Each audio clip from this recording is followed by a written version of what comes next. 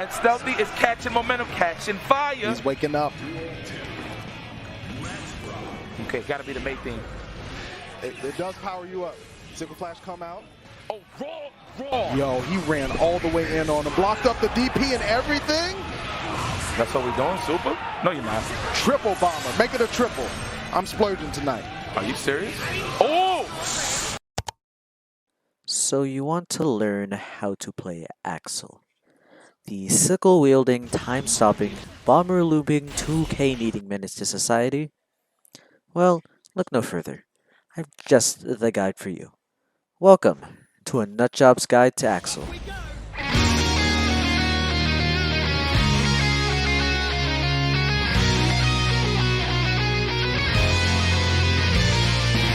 Before we start the video, below are timestamps for each particular portion of the guide.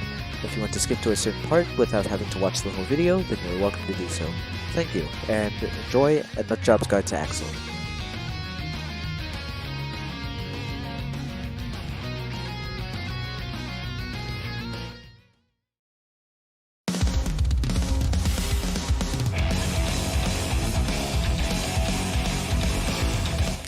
Axel operates differently compared to most of the cast.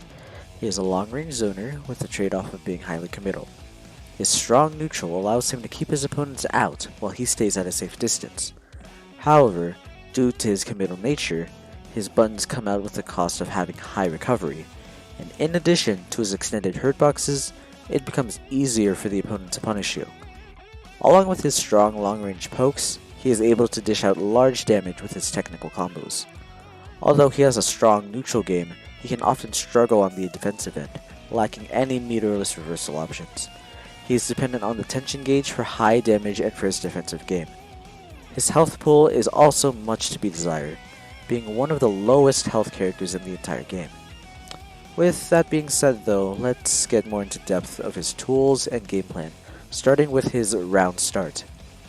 Whatever you do though, don't pick Kai. I swear, every Axel player dropped him for Kai. Unless it's Leo, or Nago, or Ramla. Okay, let's just get on with the video. The very first interaction in the game involves your round start. As Axel, you want to make sure that your opponent does not get in. You do not want to get into the defensive immediately, and you want your opponent to play your game. You have a variety of round starts, the most common being Far Slash, 2H, 5P, and Instant Air Dash Back Jump S. Far Slash is the general round start for Axel. It is long-reaching, is able to catch the opponent from the position, but loses to people walking back, 6P, and jump. 2H can accomplish the same thing as Far Slash, and deals with the same problems as Far Slash, other than people walking back. Now, 2H covers those ranges better than that of Far Slash. Now, to talk about 5P, it covers people that jump, but not those who dash block or run at you. Instant Air Dash Back Jump S typically is your safest option, opting to play the neutral game over trying to run your offense, which is a good default to go by. However, there is still counterplay to this, which involves the opponent charging at you straightforward. There are other options as well, such as Rainwater, Run Up Grab, Micro Dash 2K, but these are riskier options compared to the default. And before you ask, no, Charge Dust is not a viable round start option. Usually.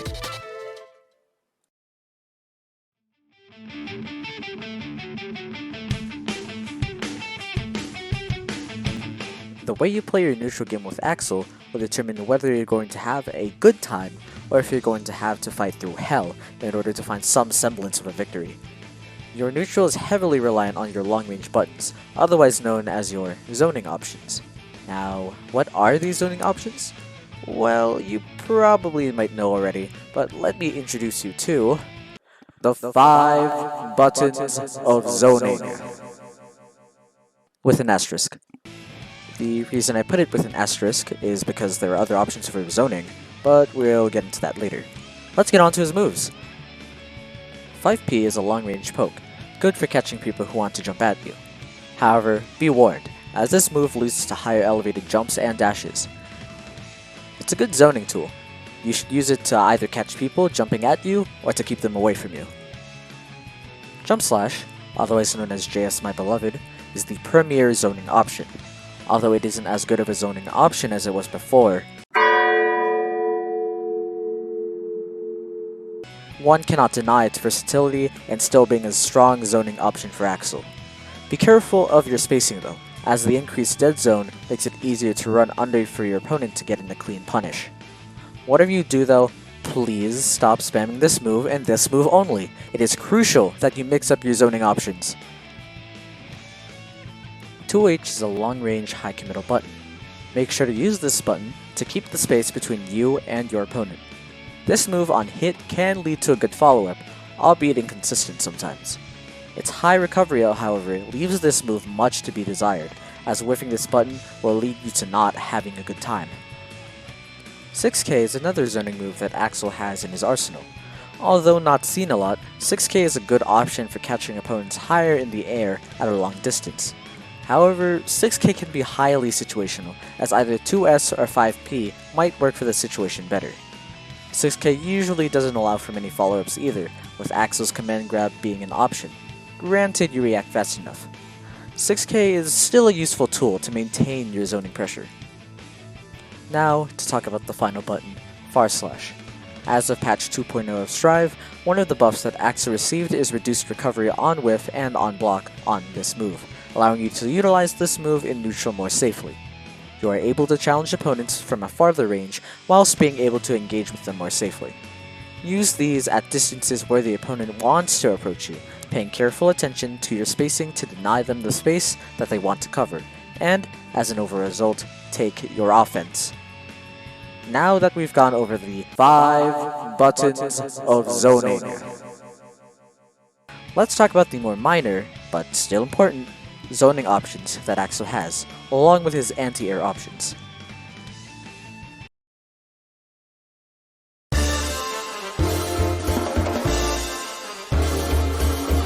"2P serves as the faster, closer range version of 2H. Although not as versatile as 2H, 2P can still serve as a good challenge to approaching opponents. 2P can connect a snail, although it can still be an unreliable follow-up, giving yourself space and being able to start your zoning process once again. 2P essentially checks your opponent who are willing to run at you. Jump P serves a similar purpose to 5P and Jump S, and serves as either an air-to-air poke or an air-to-ground poke to check approaching opponents. Jump P is, overall, a decent move depending on distance.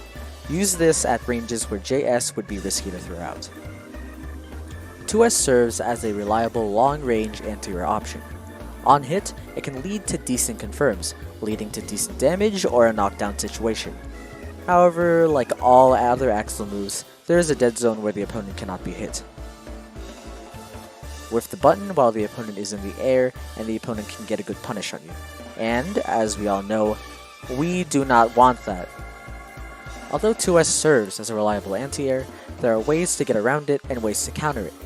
In order to get around it, people typically rely on air dashes, whether it be forward or backward, and jumps to bait the move. For example, a Ramlethal player might instant air dash back jump S in order to bait your anti-air and punish your recovery due to your anti-air attempt.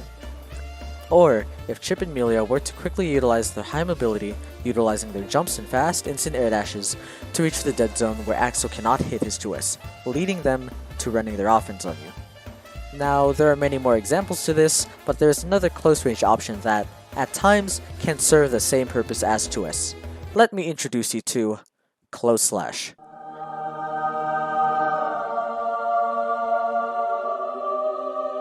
Close Slash is typically a move used on your offense, however, in this case, it is used as an anti-air to counter the issues that 2S might have. Close Slash does not have the verticality that 2S has, however, Close Slash still reaches pretty high up to catch the opponent. Take advantage of the vertical range that Close Slash has in order to catch your opponents off guard compared to 2S. Even if they block Close Slash in the air, you are able to start your offense.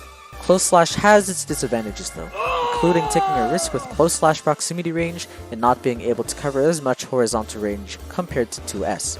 Use 2S when the opponent is in front of you, while use Close Slash when you are right under the opponent, whether they approach you or you approach them. 6P is the universal anti-air of the game. As of patch 2.0, 6P has gained buffs, no longer doing a weird stagger crumple thing, into something that is actually useful, pushing back the opponent, finally being able to combo into Snail. Despite these buffs, I still feel that is definitely the worst button in Axel's arsenal. Options such as 5P and 2S put Axel in a much better situation compared to 6P. However, its use has widened, being able to be used as a keep away option for those out of the range of 5P or 2S. Despite this, use 6P sparingly, knowing the situations when to use it. 6P still deserves better. There's literally no excuse when we're looking at 6Ps like these.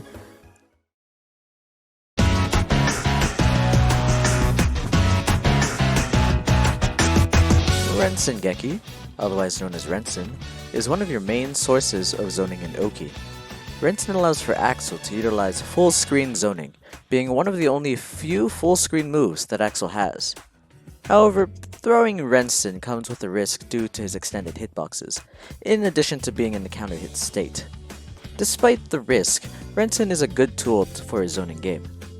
Along with it, this move leads into follow-ups of its own, leading to advantageous situations for Axel. These follow-ups are Winter Cherry, Soaring Chain Strike, and Spinning Chain Strike. Now, let's be honest, we're not going to call it by their real name. Now then, let's examine the situations in which each type of Rensen should be used. Winter Cherry, otherwise known as Rensen S, is an explosive move following the initial Rensen. It is the tool to continue keeping zoning pressure on the opponent from full screen. Rensen S allows for it to be instantly detonated, or you can delay the timings in order to catch your opponent if they press a button or try to move closer towards you. Rensen S is best used on full screen Oki, most likely after hitting someone full screen, for example on your off the ground 2H hit. Soaring Chain Strike, otherwise known as Rensen 8, is a tool to pull your opponent right back towards you. Typically, if an opponent jumps, react with Rensen 8 in order to catch them jumping. Whether they block or not, you are in an advantageous position. Rensen 8 can also be used for people who are expecting Rensen S and try to dash block out of it, only resulting in the opponent getting hit. This follow-up is also useful for combos, leading into Oki situations. In short, use Rensen 8 in neutral in tandem with Rensen S to catch those trying to jump or dash out of your zoning pressure. Just make sure to be wary of people intentionally trying to punish you off of it with FD. Finally, Spinning Chain Strike, otherwise known as Rensen 2, is a follow-up typically used at close range, but can also pull the opponent in at farther ranges as well. Use this move on hit when you typically cannot land Rensen 8 or Rensen S. Although a seemingly strong option, the move only has a bottom hitbox, leaving your opponent free to jump over you for a punish. When you use this move, be wary of your spacing, as being too close to the opponent when they block this move can lead to them punishing you, as you are -6 on block. At the right spacing though, you potentially are able to take back your offense, but be conscious of your opponent's options as well. As this move messes with the opponent's movement, use this tool as a bait at close ranges in order to either encourage the opponent to jump at you, potentially leading to an anti-air conversion, or hit someone trying to dash at you. Wait, why isn't this? Sorry, give me a moment. No, not there. Oh, okay, there you go, got it.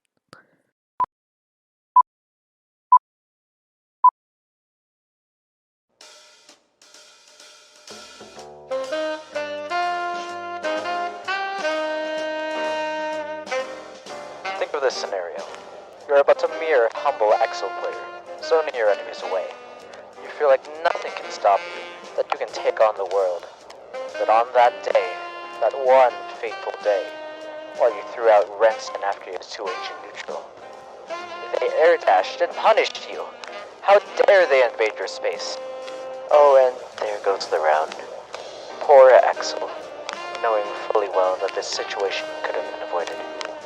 Well, how do I avoid this situation from happening? I'm glad you asked, and it can be summed up in 2 simple words. Do nothing. It's that simple. At their 2H, instead of going for Rensen, bait their jump and punish with your 2S. Who knows, it might just save your life. Although this leans more into Axel's offensive game, I believe it was necessary to show this, as usually 2H into Rensen from certain ranges is a risky play to go for. We'll be going more over this option later in the offensive section of Axel's game plan. Now, back to our regularly scheduled plan.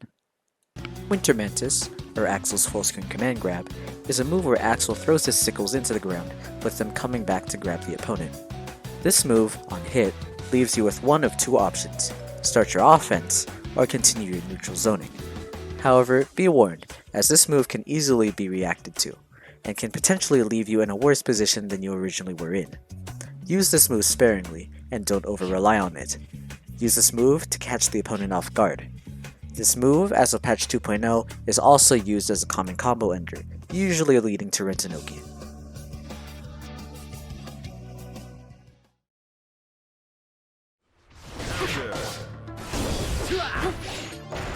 Not so close! I've been alive, take a breath, eh? Yeah! Not quite!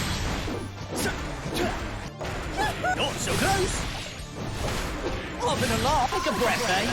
Yeah! Not quite!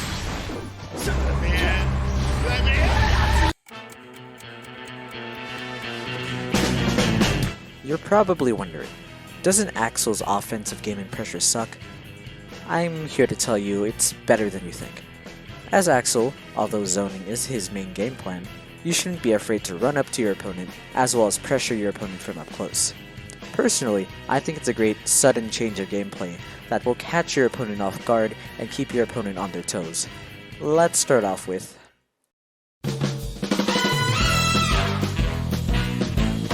in some situations, it typically isn't worth it to try and run at your opponent. However, approaching your opponent while they are somewhat close to you with 2k, 5k, or grab can lead the opponent for a loop, mixing them up for what typically is the general Axel game plan. When approaching, pay close attention to your spacing in order to figure out the best option to hit, with far slash also being a viable option on your approach. Your approach itself could be a mix as well, as running at the opponent can lead them to prepare for your run-up option, which then you can hit them with jump slash, continuing your neutral play.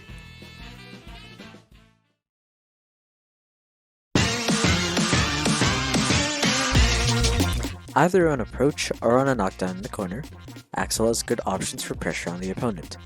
Axel's pressure and block strengths are mostly based on staggers and good spacing.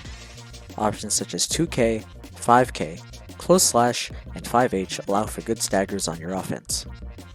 Moving further on, far slash allows for a good option to see what your opponent will do. Often, doing far slash into nothing will be a great indicator to see what your opponent will do. If your spacing is good enough, you are able to keep your distance from the opponent without them being able to punish you, unlike another move, snail. Sorry. Throwing out far slash alone allows for good offense against your opponent, allowing you to keep distance from your opponent while maintaining your pressure on them as well. This move, which creates space, as well as being an overall safer button to mash at -8 on block, allows you to be safe from incoming mashing attacks. Although empty far slash would work from all ranges, it is important to know the positions where you are able to achieve this the best, or what I dub as the far slash zone. The little red line you're seeing in between you and the opponent is the far slash zone. The far slash zone is the average optimal range where empty far slash or far slash into 5h are still a threat while continuing to apply pressure on the opponent. Make sure to really pay attention to your spacing to maintain an optimal distance. Utilizing this move on offense can yield some risk though. Long-reaching moves such as high stun dipper are able to punish empty far slash. In order to avoid this, you need to mix up your options. Maintaining a clean ender into 5h, which is a -4 move, will leave you to be safe on block. And, if you wish, you may go back to neutral. In short, make sure to go for other options rather than just going into empty far slash. Doing it too much will lead the opponent into attempting to take their turn back. Keep pressuring or take your space back into your neutral game. Now, with a decent ranged option from up close, what else does Axel have in his bag of tricks that can be really strong? Let me introduce you to delaying jump H into jump D. Delay jump H into jump D can catch people who are trying to jump out of Axel's offense, as well as a way to catch people off guard with a somewhat quick overhead. Whether they block it or not, it will allow pressure to continue. Don't do this all the time on your offense. as people will eventually catch on and try to 6p you out of it, depending on your timings. Or they will try to backdash you on your JH, either as a way to avoid it or ruin momentum. Please, mix up your options.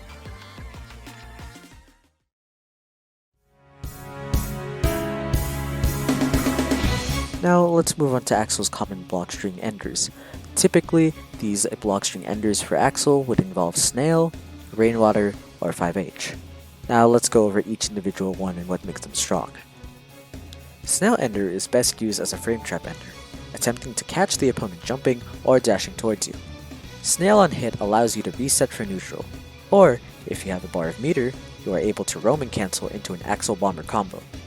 Snail is heavily unsafe on block, being minus 24 on the ground and minus 19 in the air at its lowest point.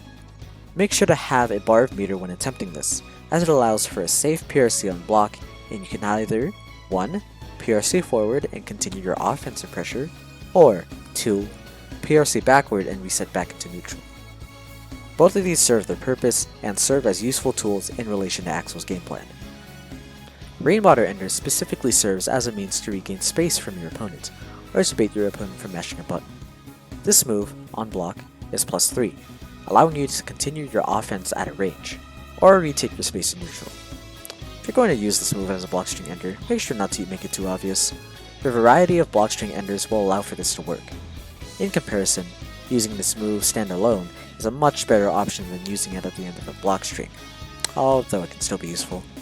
Rainwater on its own allows you to play a better guessing game with your opponent. Will you mash 2k or run up grab? This option allows you to catch both of these options, as well as other options such as backdash. Although stronger as an option on its own, Rainwater still remains to be a strong option for creating distance while giving you the option to continue your offense. Just please don't over-rely on this move. Another option that Axel has involves doing absolutely nothing. The reason why ending on an empty move, which I will now dub as an empty ender, is typically safe for Axel is due to the spacing he gets.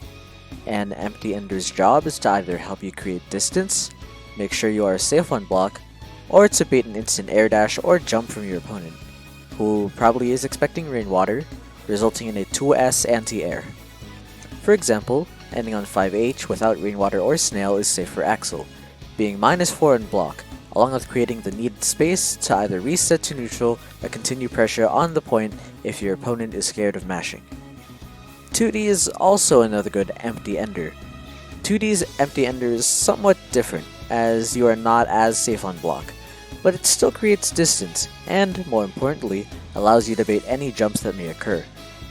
Although it creates some distance between you and the opponent, be warned that it is minus 9. Any move that can punish minus 9 moves, for example Soul 6H and Ram's Mortal Botto, will punish you hard, and you'll be stuck on the defense. Despite this, most people won't mash, expecting the use of Snail. Use this to your advantage to keep your offensive pressure up.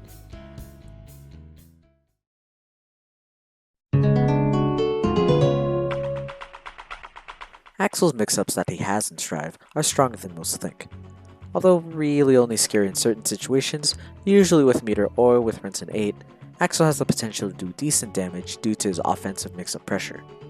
Jump H is typically used as an instant overhead, being followed by RC, typically blue roam and cancel, or Jump Dust to continue pressure. Don't underestimate Axel's setups. Although heavily meter or distance reliant, Axel has the power to do decent damage against the opponent.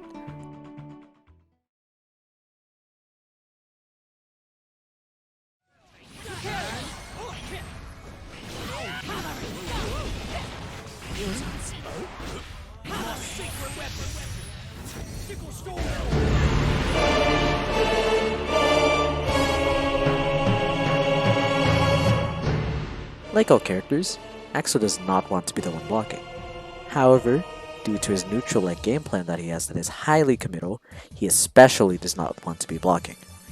Not to mention, Axel has low health and can drop like a fly at any moment to anyone in the cast. As an Axel player, you need to pay attention to when you can mash on the opponent, as well as the distances your opponent keeps in order to know which button to use. keep track of your bar as well, as you can use it to your advantage to escape pressure and reset back to neutral. Let's start with a well-known button. 2K My Savior. 2K is a low-profile, fast-moving, 5-frame option that Axel has in his toolkit. Being able to low-profile certain moves without the risk of being hit, along with it being a 5-frame option, adds to the strength of the move, being undeniably one of the best moves that Axel has. So, what's so bad about it? With it being a mashable 5-frame button, its range poses a problem. The fact that 2K being a fast move, leaving it to be a highly mashable move, is also a weakness in itself, with people trying to bait out the move at a low-risk, high-reward process, whether by frame traps or by distancing themselves to where 2K can't hit. An alternative option to 2K would be a 5K mash, which distance reaches a bit farther, at the drawback of being 6 frames instead of 5. Use this move when you feel like the spacing is too short for 2K to hit. 2K should still be your go-to option if you plan to mash, just make sure to be careful when mashing it overall, and pay attention to the spacing between your characters on defense. Oh, welcome back, /. // is purely a situational button to mash on defense in ranges where 2K and 5K can't hit, such as in ranges where people are looking to bait your buttons. In these cases, this button is the way to go. Now, what makes this button useful on defense though? It's slower than your kick buttons, sometimes it might just be better to try and dash in, so what's so good about it? Although // shouldn't be used in nearly as much in the defensive situations, it leads to a change of pace on your defense, and using / and utilizing the / zone or frame traps, you can easily go into your offense. Use this move sparingly though, as most of the time 5K and 2K will be your go-to options on defense. If you are prone to jumping in the corner on somebody's offensive pressure, let me introduce you to Defensive JH. JH serves the purpose of an attempt to start your offense whilst escaping the pressure that your opponent can dish out on you. However, there is a risk if the opponent has a bar of meter, which can lead to a massive punish by them because of you throwing out JH.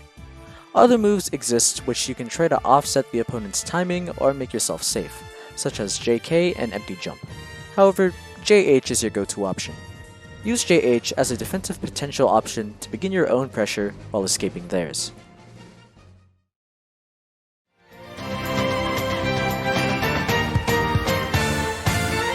Now, you've probably seen this clip before, and now you're probably wondering how I zip across the screen like it's nobody's business. The answer? Fast PRC Bomber. Looking at a typical situation, you manage to jump out of your opponent's pressure, but that doesn't change the fact that they're willing to wait to try and anti-air you, or wait for you to land so they can start the pressure all over again. What if I told you Fast PRC Bomber gave you an option? Let me show you how to do it. 1. You have to be in the air first. Most typically, you will double jump. 2. Input the Axle Bomber. You do not need to TK here. Step 3. As the Axle Bomber happens, PRC forward. Step 4.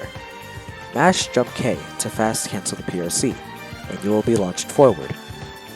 Then, Step 5, which is an optional step, use JS on the opponent to keep them out in order to continue resetting to neutral. Being granted a fast option to get out of the corner, albeit with meter, is a strong option to get out of the corner. However, that doesn't mean it doesn't have any downsides. If the opponent is looking for it, there is counterplay to this maneuver. They can wait for the move to happen and dash in on you as the move is occurring, or throw out a move that might catch you on your escape. For example, Ram 214H, and many more. Overall though, Fast PRC Bomber is a great use of resources in order to escape your opponent's pressure. Just be mindful of the other options that the opponent might have if you show that you are willing to do it too many times. Let's talk about Reversal Super. Reversal Super, being similar to a DP that costs meter, is a frame 1 invincible move that allows you to hit your opponent and retake your offense or neutral back. Axel Super involves 2 parts, one where he envelops himself in a fiery circle, and the second part where he launches his sickle full screen, sending the opponent back. It's a decent super, a bit of knowledge check if the opponent doesn't know that you can jump over Axel Super after the first part. Now, what is this about PRC? If you PRC on the startup of your super, you are able to gain invulnerability frames, while also cancelling you out of the super, meaning that you can act out of it without having to worry about being punishable. if you punish your opponent, you're most likely able to gain a bigger punish rather than just hitting them with this super. The best part is, you're only spending 1 bar of your meter to accomplish this. As long as you have 1 bar of meter, you are able to do this. So why don't more people use this with Axel? Here's a few reasons. 1. It's hard to get the timing down consistently. Since Axel's super doesn't take very long to activate, unlike other characters in the roster, Axel has less time of activation in order to input PRC before the actual super comes out. The shorter window frame makes it harder to execute, which means more chances to come out with just your normal super. Or you can just be like me and not even get the super in the first place and get counter hit for pressing pirates. Number 2. Counterplay via grabs and delay meaties. Although the super gives you invulnerability frames, you're still able to get grabbed out of your PRC. You're also vulnerable to very active moves and moves delayed on your wake up, as you're able to get counter hit out of your super PRC. Despite these downsides, this option is a really strong tool for Axel to use on his wake up. He is able to avoid having to block from safe jumps and mistimed meaties, being able to use the invulnerability frames he has in his super to take his turn back. Like everything else, use this in moderation, for opponent adaptation purposes and for the sake of your hands. You're probably asking yourself, with all these escape options and reversals, what about Wire C? Why not Wire C? Honestly, just don't. You have better options. Well, it's not that Wire C doesn't have its uses. It definitely does. It's just that with the options you can mash, along with the escape options that you have, it typically is better to hold onto that bar for those specific purposes, as well as being better used on your offense or escaping your long recovery when the opponent is approaching you. The rare instance where Wire C should be used is in a low health situation, where it might be risky to play with your bar to escape or mash a button. It is also dependent on which character you are playing against. For example, against Zato 1, you might want to Wire C, assuming it is safe to get rid of Eddie, removing Zato's assist for pressure. Then, Wire C might be a decent option to take in order to, at the very least, take your offense back despite being in the corner. Otherwise though, I'd stay away from this option, at least with Axel. All I have to say to finish this section off is don't keep mashing. Play patient, block, and choose the time to strike. The rest is up to you from here.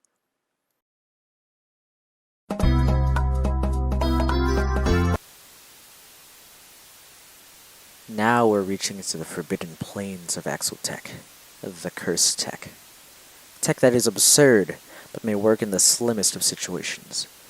Both of the techniques listed here are purely situational, but if wanting to throw the opponent off guard is a semi-decent option to throw out, let's introduce you to both of them.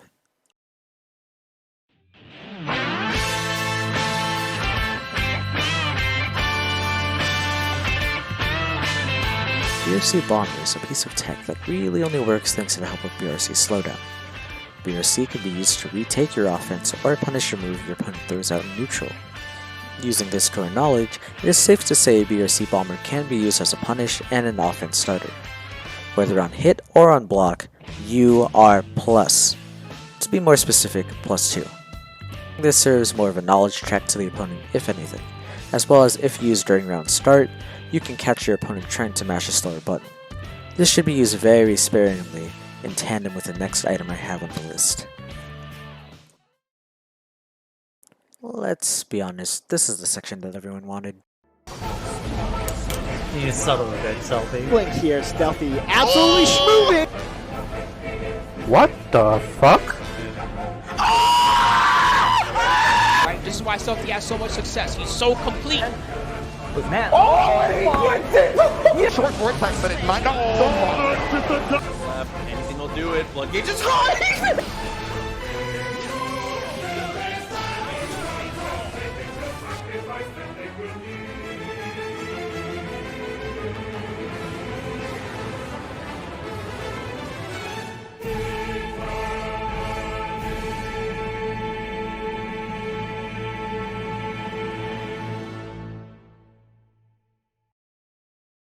I'm gonna make this clear right now.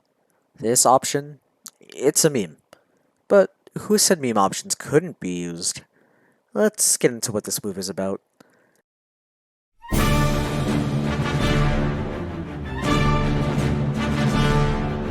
before we get into the implications of Charged Dust, we need to first learn about its arguably better sibling, Tap Dust. Tap Dust is a 20 frame overhead, indicated by the flash of orange around the character.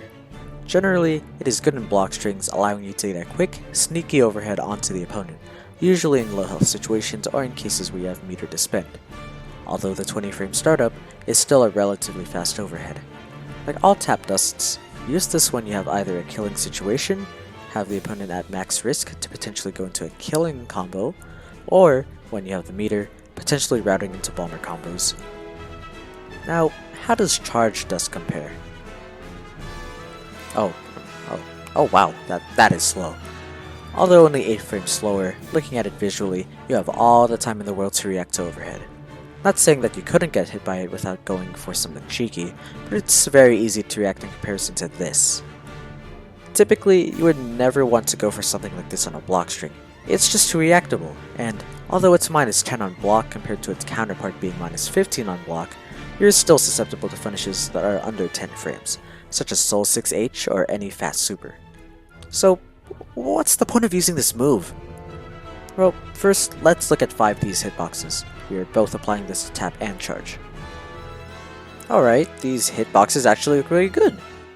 Wait, there's 2, and one's longer and hits higher in the air.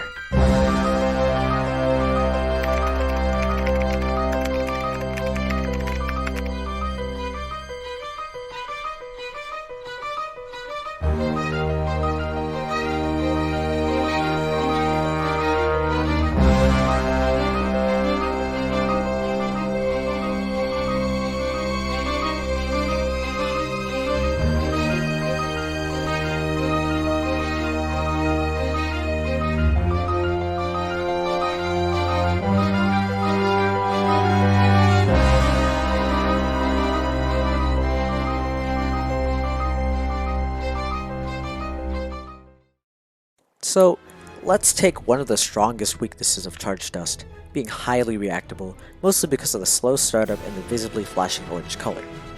Now, what if we found a way to circumvent this very blatant weakness of this move?